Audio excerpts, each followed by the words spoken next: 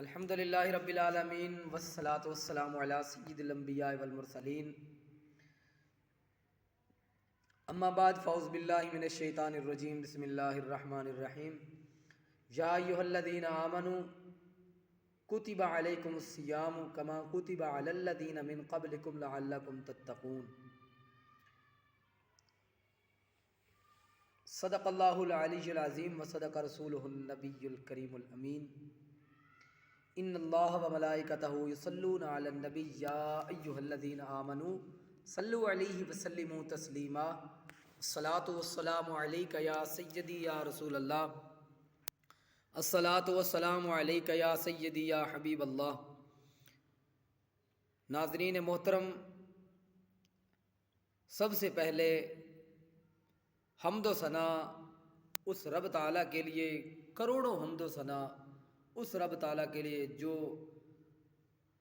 تمام پوری کائنات کا رب العالمین ہے، خالق ہے، مالک ہے۔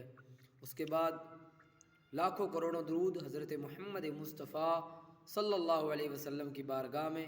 اس کے بعد آپ تمام دوستوں سے مخاطب ہوں کہ آپ سب کو مبارک ہو کہ ماہ رمضان المبارک کا چاند نظر آ گیا ہے، اور ہم نے جو ہے اس ماہ رمضان المبارک، اس ماہ مہمان کا ہم نے اس طرح استقبال کرنا ہے کہ ہم اپنی گزشتہ غلطیوں کو سدھارنے کے لیے اس ماہ رمضان المبارک کا احترام کریں اور اس کی پوری طرح سے عزت اور تکریم کریں۔ اور ہم سب کو چاہیے کہ ماہ رمضان المبارک کا جس طرح چاند نظر آیا ہے، مسجد کو بھر جانا چاہیے اور گھروں میں رونقیں لگنی چاہیے اور قرآن کریم کی تلاوت ہونی چاہیے اور حمد و ثنا ہو، درود و سلام ہو، نماز ہو، صوم و صلات کی پابندی کرنی چاہیے۔ اللہ تبارک و تعالیٰ نے قرآن کریم میں فرمایا ہے کہ ایمان والو روزے رکھو اور اس طرح رکھو کہ جیسے رکھنے کا حق ہے۔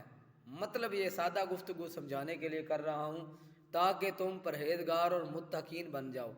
اللہ تبارک و تعالیٰ کے محبوب کریم صلی اللہ علیہ وسلم کے غلاموں، آج سے ہم یہ عہد کریں کہ اس پاک مقدس معطر معمر منور مہینے کی قدر کریں اور اس مہینے میں زیادہ سے زیادہ عبادت کریں۔